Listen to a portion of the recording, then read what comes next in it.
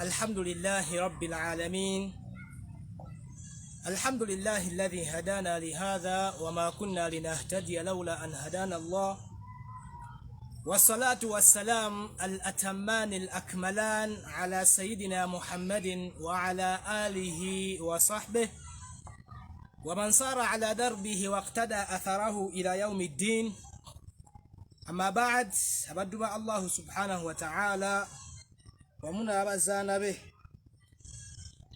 amatendo amajjuvu goyo Allah jalla jalaluhu asana okubancha atendebwa obutuufu bw'okutendebwa. Awanidde ntununsiza ffe natuusa akaseera kano nga tukyali mu bassa, ekyo kyengera kyamaanyi nnyo. Omusomo gutambuze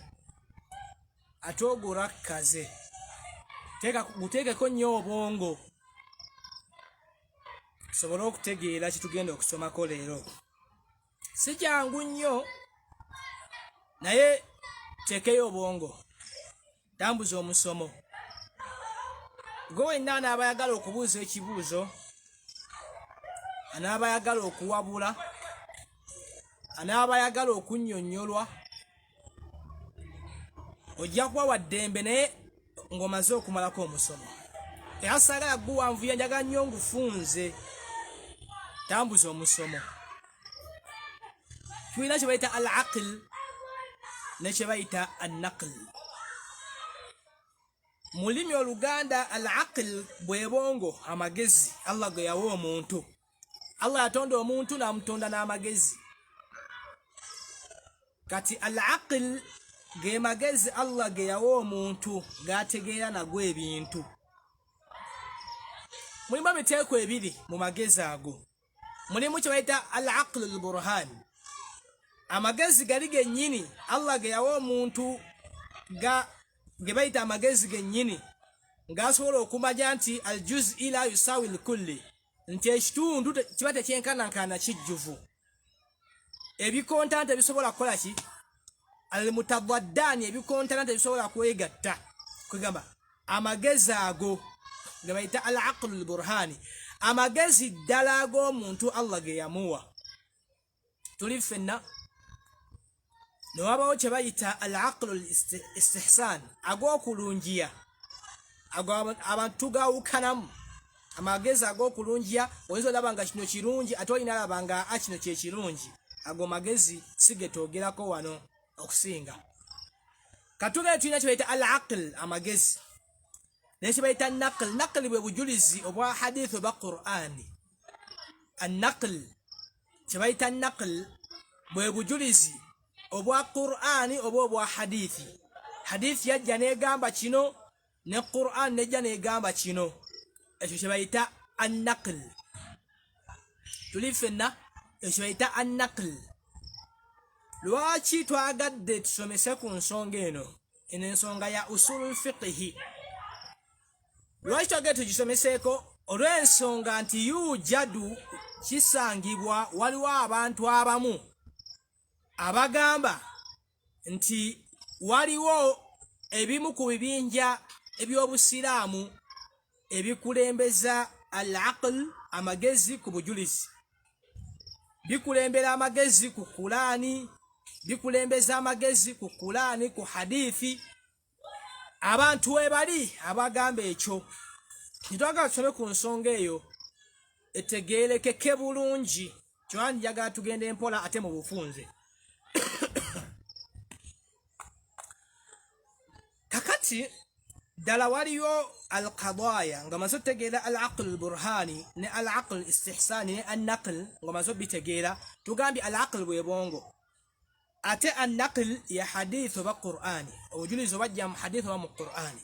bwe bayita an-naql. Ma nuqila ilayna,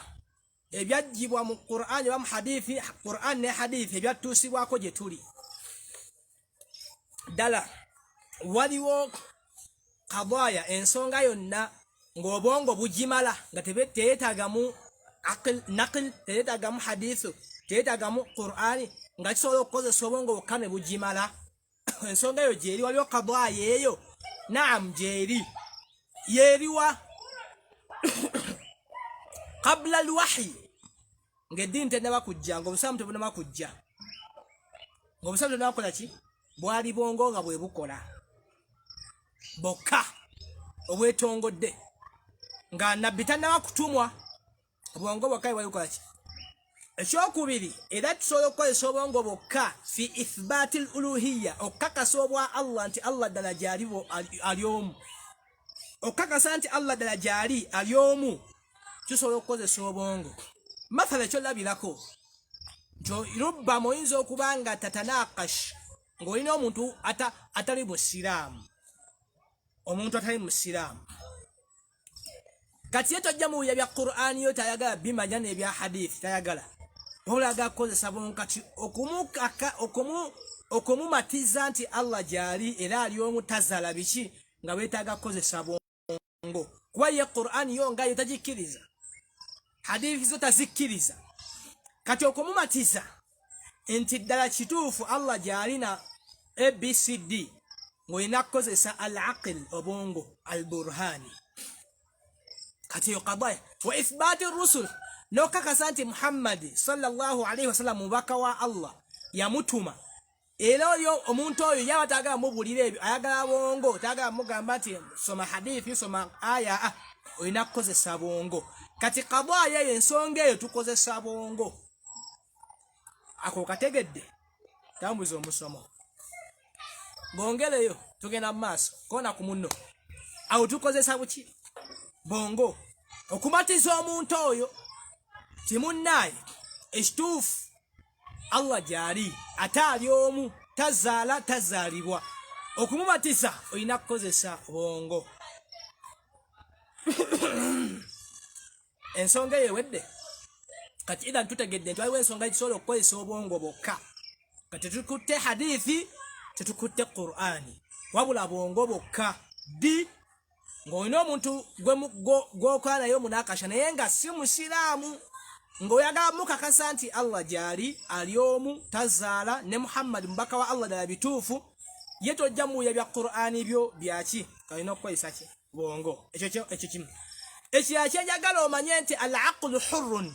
obwongo Allah bwe yawa omuntu bulina eddembe okukkiriza Allah oba okumugaana tewewuunya tugende mpola okyawulira ebyamaanyi ebisinga ku ebyo sinatandika mu ssomo eno ntandikwa oba kyemba mpita batya tukyali kuki al-aqlu hurrun obwongo Allah bwe yatuwa bulina eddembe okukkiriza oba okugaana n'oba ovudde ku Allah kweza noono mu bintu byaffe ebyobulijjo sobola okujja n'oguza omuntu ekintu obwongo bwe ne bugaana nekigayingira mu bwongo bwe n'akigoba n'agamba nze kikiganya okuyingira muki kati obwongo hurrun an tu'mina billah bulina eddembe okukkiriza Allah oba okumugaana awo kategerekese sinabagenda mu bya iqaabu bya thawaabu naam yajibu ala almuslim yajibu ala al-insan kikakata ku muntu okukkiriza Allah kituufu kimukakatako era omuntu yenna anaava mu nsi muno nga takkiriza Allah Allah agenda kubonerezebwa kimukakatako naye abaffe obwongo bo buyina eddembe busobola okukkiriza oba okugaana kati then ebisigadde tunabyabireyo naye nga bo obwongo hurrun busobola okukkiriza obukolaki ne bugaana ako nako kasonga okategedde kakati tugenda mu maaso musomo nsuubira ogutambuza bulungi nnyo ekyo ngomaze okitegeera nti waliwo ensonga zisobola okukozesa obwongo bwokka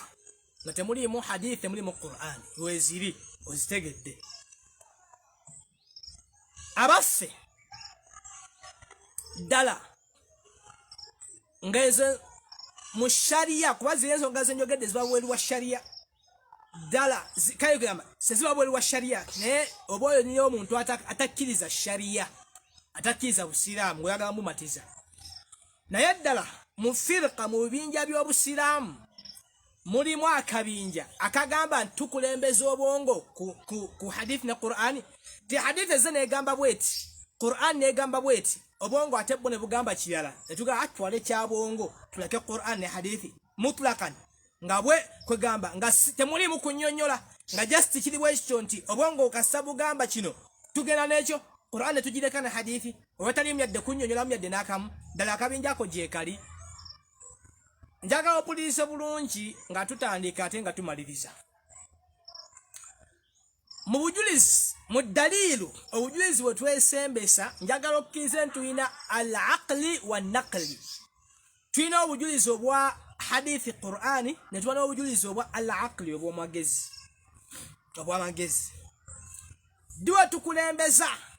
amagezi obujulizi bw'amagezi bwa aqli ku bujulizi bwa naqli obwa Qur'ani obwa hadithi di tambula nange tambuza omusomo. Tulina kye bayita mu bujulizi waffe bwe twesembesa mu Busiraamu tulina kye bayita al-qat'iyya wa dhanniya. Al-qat'i wa dhanni kyeki tuliiza bulungi. So gamba nti hadha dalilu qat'iyan obo bujulizi buli qat'i. Oba ntugamba nti hadha dalilu dhanniyan obo bujulizi buli dhanni. Qat'i ne dhanni byo bye biki? Tambula nange obitegeere bulungi. Tukale tuyita qat'iyyu obujulizi obwa qat'i n'obujulizi obwa dhanni. Kati qat'iyyu kyeki ne dhanni kyeki? Al-qat'iyyu bi lughati al-arabi al-fasl wal yaqin.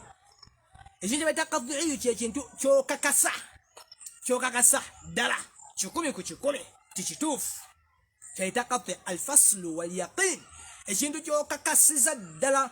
nti kino ddala kituufu kikumi ku kikumi kye bayita qat'iyyu. Ate dhanniyu ky'ekintu ekyokusuubira yajuzu al-amrayni kiyinza okuba ekituufu kiyinza obutaba kituufu kwegamba kiri awo bwekityo. Dhanniyu kyakusuubira kyakulowooza nti okusinziira ku ndowooza yange nowendaba kituufu ate ye omulala ayinza olaba nti si kituufu. Nga olaba nti al-aqlu kyenirabidde tolina okumanya nti obwongo tulina bwabiteeko ebiri.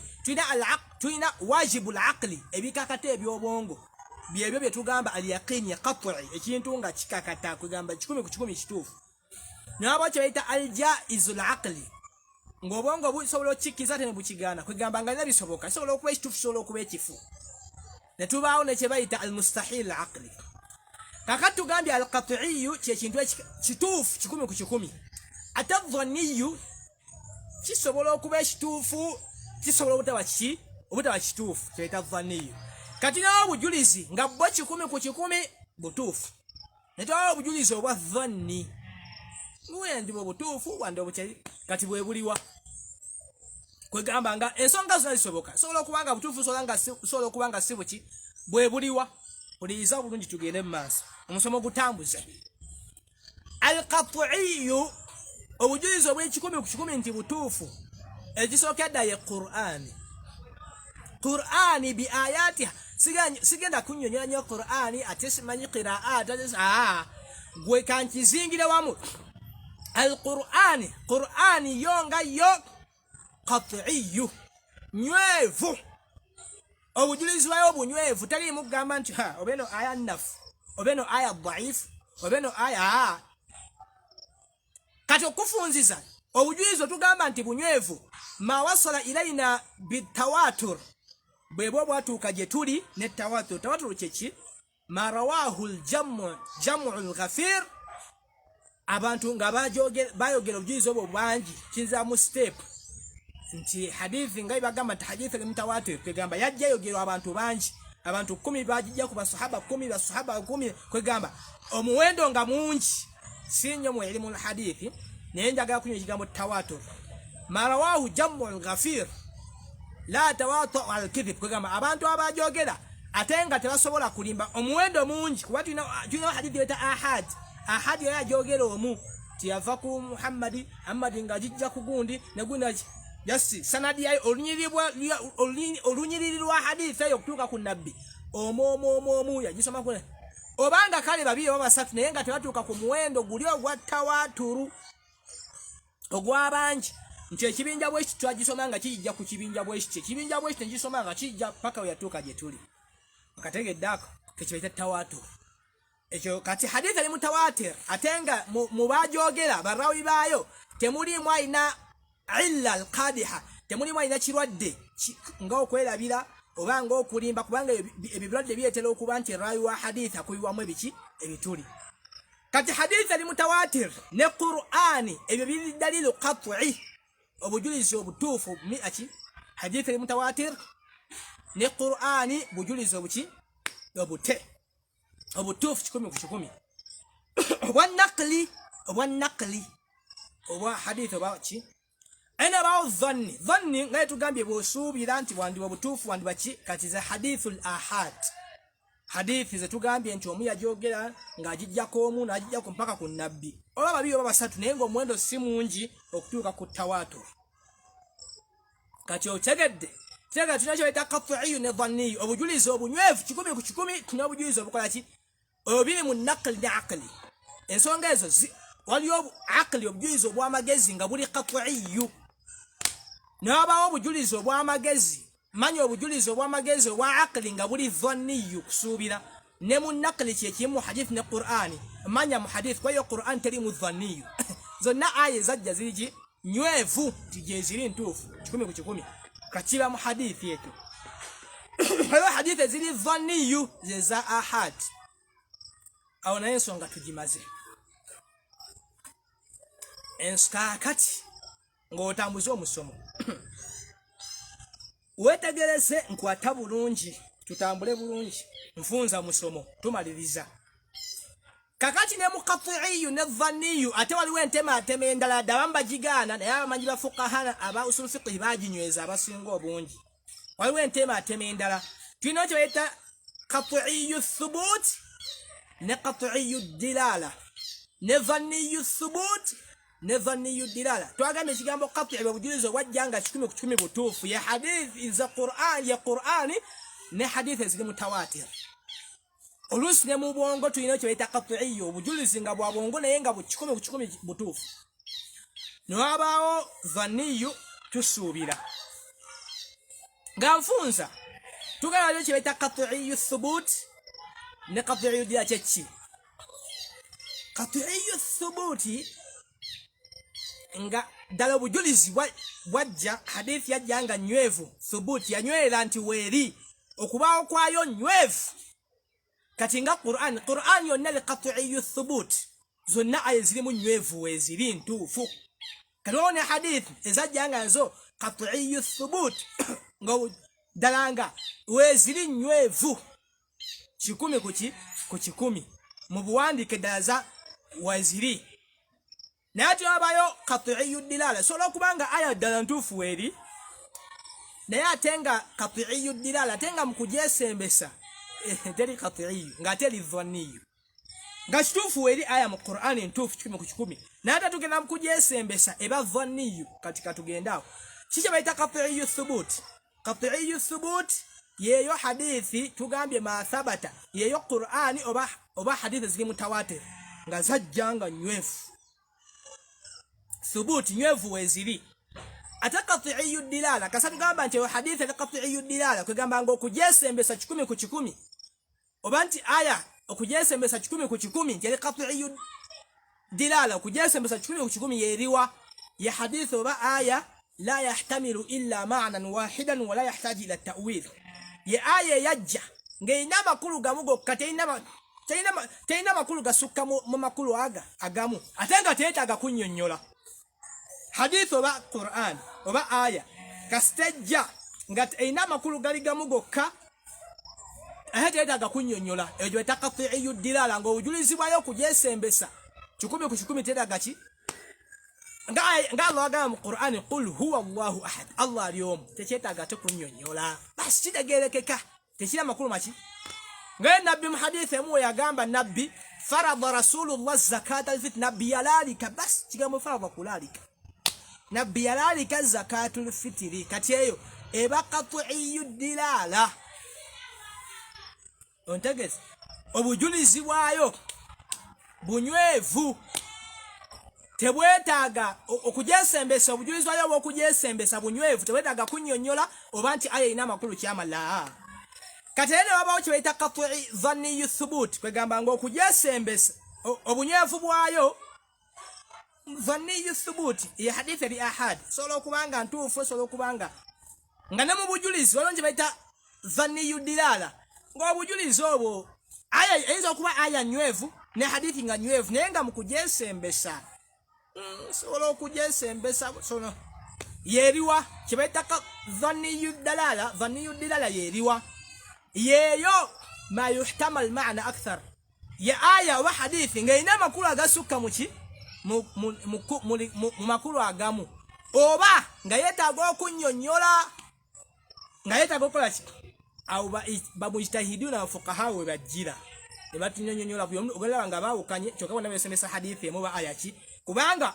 dhanniyu dilala okujesembesa sobola okuba ekituufu oli ayinza okugamba nti aya etegeeza kino ba hadithi etegeeza kino sobola okuba ekituufu sobola okuba ekitali kituufu aye nogamba kino kankweta okulabirako Allah mu Qur'ani agamba wallayli idha asas ekigambo asas kitegeeza idbaru dhalam ogenda kwekiro aye kitegeeza ne iqbalu dhalam n'okujja kwekiro ekyo kwegamba kirabye kitegeeza amakulu abiri so kikwesa ng'otegeeza ogenda kwenzikiza okwekiro oba okujja kwekiro Allah agambye wallayli idha asas n'ekiro wekinaba kigenze obanga kizze kubanga byonna bisoboka kati amaini bajja nakola ki olabye kati wanja mbagamba Allah ategeeza ekiro ekigenda bamufasa bagamba yategeeza ekiro ekijja kati kwegamba twayinza agamba nti ono mutuufu ajesembeseza mu butuufu 10 ku 10 oba ono ki kiweta dhanniyu ki thubut dhanniyu dilala kakwala ekyokulabirako ekirala Allah mu Qur'ani agamba alladhi biyadihi uqdatan nikah oyo ayina mukono gwe nga mukono gwe yayina obufuzi bwa nika nga yayina nika mukono gwe asobola ogisazaamu asobola okuginyweza abaye ne baawukana abamu bagamba Allah yategeeza waliyu agaba omuwala abamu bagamba yategeeza musajja omwami yennyini yayina obufuzi bwa nika mukono gwe asobola okugamba egende mu maaso okola ki nekira Allah yagamba thalathata quru ekigambo quru Warabu bakikolesaako tuhur omukyala okuva mu nsonga ne bakikolesaako ate ne haid ensonga yennyini so gamba nti omukyala avudde mu nsonga n'okozesa quru oba n'ogamba omukyala ali mu nsonga n'okozesa ki kati olabye hadithi ekigambo aya oba hadithi kize nga kirina amakulu agakola ki mu hadithi kankuwa ekyo olabyako mu hadithi nga tumaliriza Nabi Muhammad yagamba sahaba be la yusalliyanna ahadukum illa fi bani qurayda twaba wasala asiri okujjako nga atuuse mu bani qurayda basahaba ibatuka mukubwa asiri etuuse ne baawukana nga ayadde ategeeza nti tetugeze ntusala okujja kwesala ebe etuusa tukole ki tusalire mu kkubo naye bate natuuka tusalirewa wetusanga nga tutuuse tusalirewa abamu ne bakinyonyola bwe batyo abamu ne bagamba nabbi yagambye tujja salira eri oba tuyita kwekole ki okirabye obujulizi bwayo bwakusuubira toyinza gga nti bano be baali abatuufu 10 ku 10 oba bano be baali abatuufu ku 10 ku 10 idhan kibaita dhanniyu thubut ne dhanniyu dilala manya dhanniyu dilala ne qat'iyu dilala tugaye qat'iyu dilala ya aya nga ina makulu gamu ate tetaga kunnyonnyola oba hadithi nga ina makulu gamu tetaga kola ki ate dhanniyu dilala ya aya oba hadithi nga ina makulu agasukka mu gamu oba nga yetaaga okukola ki okunnyonnyola tumaliriza nga yetaaga okukola ki okunnyonnyola tumaliriza kaakati nga tumaliriza aya yetaaga okunnyonnyola yeriwa Allah mu Qur'ani yagamba arrahman ala al-arshi istawa eyo dhanniyu dalil qat'iyu thubut aya nywevu oli mu Qur'an teri agiwakanya bo bunywevu waki naye ate okujesembesa yetaaga okunnyonnyola kubanga ogamba nti ogivunula kungulu ti Allah atudde ku namulondo oba ogenze tashbih oba otayinza okufaananyiza Allah ng'ebitonde ate Allah mu aya endala yagamba laisa kamithlihi shay'un eno kikola ki kati eba yetaaga ta'wil okukola ki okunnyonnyola Allah kiki yali ategeeza ekituufu awo nga tufuddewo kaakati abaffe alqat'iyat nga bwe twagambye qat'iyat aya yajja nga nywevu oba hadithi nga eri mutawatir nga nywevu bisobola okukontana oba qat'iyya esobola okuba nga ya naqli oba aqli sobola okuba nga bwongo ng'obujulizi buzze nga 10 ku 10 butuufu sobola okuba nga bwa bwongo oba nga bwa naqli bwa hadithi oba aya abaffe qat'iyat zisobola okukontana qat'iyat zisobola okukontana n'osanga aya ne aya nga zikontanye mu bujulizi ate nga zonna ziri qat'i ntuufu 10 ku 10 mu kuzeesembesa ate osanga zikontanye tekisoboka tesobola sanga qat'iyat nga zikontana kebe eyinza okuba nga aqli ma'a naqli sobola okuba nga bongo na hadith oba aya qat'iyat tesobola kontana obujulizi obutufu kikumi ku kikumi tesobola kontana kaubenga bongo oba aqli oba naqli bongo oba hadith oba aya na aya oba hadith na hadithi oba bongo na bongo tesobola kontana al-aqliyat manya an-naql al-qat'iyat tebi kontana kati adh-dhanniyat senga tusanze aya ngeli dhanni manya tusanze hadithi ngeli dhanni yudilala kali dhanni yudilala ngeli dhanni yudilala nga aya weli naye ngeli dhanni yudilala ngo obujulizi tus ngaye tugambe nti dhanni yudilala aya ngeli ina makulu agasukka mugamu obanga yetago okunyonyola natusanga aya ngeli dhanni yudilala atenga waliwo obujulizi obulayo bwa aqli obwobongo obuli qat'iyyu tukulembeza obongo ku aya oba ku hadithi kasteba ngeno ya mufunze tukulembeza al-qat'iyat ala dhanniyat obujulizi obunywevu tubukulembeza ku bujulizi obukola ki oba aqliyyu oba naqliyyu ekikuwa tunonya buki aho kyonga tumaliza ate dhanniyat hadithi ne hadithi zonna zili dhanni tezili qat'i sinyevu kikumi ku kikumi zikontanye tukola tutya nabhatha an tarjih tunonya turajjaha tunonya esingo obutuufu kujinne waayo okusinzira ku boogezi ba hadithi ku makulu ga hadithi neifanaga ko bwebicho ne tukolera kuje twatulabye tiyesinga tunonya tarjih alasenga aqli dhanni ne naqli dhanni hadithi ili dhanni ne aqli ili dhanni bikontanye tukulembeza ki amanyono bayawukana abasinga obungi baga tukulembeza naqli kubanga eri naqli hadith oba Qur'an eyo naqli tukulembeza yaddenga zazili dhanniyat zonna obujulizi bwazo tusubira busubire aqliyu dhanni obongo tusubira busubire ne gun tusubira ne tukulembeza naqli hadith oba aya kubanga eno shariyate bino byavudde eri Allah katukulembeza ate ku bongo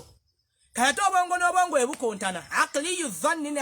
ne aqliyu dhanni ebisolo kontana aqli dhanni naqli dhanni obongo nalaba kiriwe kiti yo inalaba kiriwe kiti ngabikontanye tukola tutya nenga bya bongo tebili mu hadithi ya aya tukola tutya era tunonya at-tarjih kusinzira ku maslaha obulungi obuba mu kintu tusinzira ku bulungi obubaawo tugamba akusinzira ku bulungi ono ye mutuufu tugende na buno idhan mufunze ngezeza kufunza masala tujja kwongera tugasomesa ne kumikutujja femirala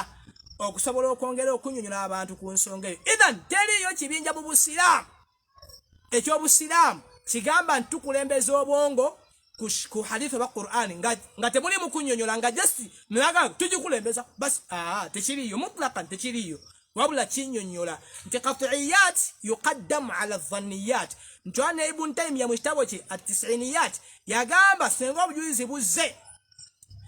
yagamba yuqaddamu al-qat'i an adh-dhanni obujulizi obuli qat'i obunywevu kikumi bwe bukulembezebwa bututwala ne tulekawo dhanni sawa'un kaubenga bwa aqli oba bwa naqli bwatyo yagamba Ibn Taymiyyah mu kitabo kye at-tis'iniyat muddeyo mukoleki mukyetegereze kubanga abasinga okukuba abannammwe mwesemesa Ibn Taymiyyah bwe mutu idhal mufunze ensonga eyo musomo guno sayagade yo gusomesa ba awamun nas kubanga musomo naye olwensonga twaliwo shubuhati zigenda zisonsekebwa mu bantu nensalawo nzijenzi nyonyoleko akatono ako agala okwongera okunyonyoka omusomo ogwo ngera mu butawo bya usul fiqhi ojja kwongera okunyonyoka omusomo ogwo obuzibu nabagamba tuli banafu mu usul fiqhi aye twagala nnyo okulamula ahkamu amateeka ate fiqhi tulina mutono usul fiqhi tulina mutono naye twagala tulamule nnyo sango oli yekalakasa naye wallahi nga mu fiqhi nabagamba omwana wa thalabi tasobola kibeta fiqhi masaili gwegenda somesa fadhaili ya masaili kakole ki omusomo gukyegubadde Allah yasinga omumanya oba gutegerekese kubanga si mwangu ngezezzaako gufunza tujja kwongera n'ogunyonyola ku mikutu emirala tongera ogunyonyola oba oli awo gunaategereka okusinga kwawo wa sallallahu ala sayyidina Muhammadin wa ala alihi wa sahbihi wa sallam walhamdulillahi rabbil alamin.